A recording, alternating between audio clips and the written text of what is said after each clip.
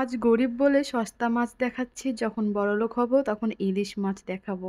আর এদিকে আমার ফুলটাও দেখে নেন।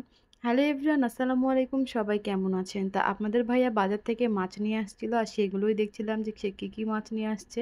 তো এখানে দুই রকমের মাছ নিয়ে আসছে, একটা হচ্ছে তেলাপিয়া আর একটা হচ্ছে পাঙ্গাস। তো পাঙ্গাস মাছটা আমার মেয়েদের খুব পছন্দ, তাদের জন্যই কিন্তু আনা হয়, মানে যে কোনো মাছের সাথে পাঙ্গাস মাছ এক পিস থাকাই লাগবে, সেজন্য এই মাছটা আমার ফ্রিজে সবসময় থাকে।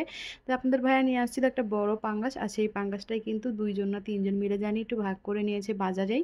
আর মাছ কিন্তু হচ্ছে এক সপ্তাহের বেশি সময় ধরে ফ্রিজে রাখলে ভালো লাগে না, এই জন্য শুধু এক সপ্তাহের জন্য করে আনা হয়। এক সপ্তাহ খাওয়া শেষ হলে আবার নিয়ে আসে। এখন আমি মাছগুলো ধুয়ে ফেলবো। আর আমি কিন্তু ফ্রিজে মাছ মানে সংরক্ষণ করে যে এক সপ্তাহের জন্য রাখি, সেটা কিন্তু জাস্ট একবার ধুয়ে ফেলি, একবার ধুয়ে এইভাবে আমি ফ্রিজে রেখে দিব। আর যেদিন যেদিন রান্না করব সেদিন একটু ভালো করে ধুয়ে তারপরে রান্না করব। যে দেখতেই পাচ্ছেন একটা কত বড় পিচ, তাহলে মাছটা কত বড় ছিল ভাবেন তো। পাঙ্গাসের বড় পিচ, পাঙ্গাস বলেন বা সিলভার কাপ, যে কোনো মাছই বড় মাছ হলে ভালো লাগে, তবে পাঙ্গাসটা বেশি ভালো লাগে বড় মাছ হলে। তো এদিকে আপনাদের ভাইকে এটাই বলছিলাম যে মাছটা হয়তো অনেক বড়ই ছিল। আর এই যে এদিকে আমি মাছগুলো ধুয়ে ফেলছি। তা আমি একবার ধুয়ে এটা ফ্রিজে রেখে দেবো, বা অনেকবার যদি ধুয়ে একেবারে মানে ফুল ক্লিন করে যদি ফ্রিজে রাখা হয় তাহলে সেই মাছটা কিন্তু সাদা হয়ে যায়। এক সপ্তাহের বেশি রাখলে সেই মাছটা খেতে মজাও লাগে না, এই জন্য আর কি আমি একবার শুধু ধুবো কোনো মতে না, শুধু রক্তগুলো সরানোর জন্য, আর তারপরে ফ্রিজে রেখে দেবো। আর যখন যখন ধুবো তখন হচ্ছে মানে ধুয়ে রান্না করবো আর কি। তো এদিকে আমার পাঙাশ মাছগুলো ধোয়া হয়ে গেছে, আমি এখন এই তেলাপিয়া মাছগুলো ধুচ্ছিলাম। তেলাপিয়া মাছটা আমার দুইবার ধোয়া লাগবে, কারণ এটার মধ্যে অনেক আঁশ ছিল, আর মাছ কাটার পরে আঁশ ছাড়ানো কিন্তু অনেকটাই কঠিন কাজ, মানে আঁশ ছাড়ানোই যায় না। তো এদিকে আমার মাছ ধোয়া শেষ, এখন আমি এইগুলোকে পলি ব্যাগে নিয়ে নিচ্ছি। আর পলিথিনে নেওয়ার পরে এগুলো আমি এখন ফ্রিজে সংরক্ষণ করে রেখে দেবো।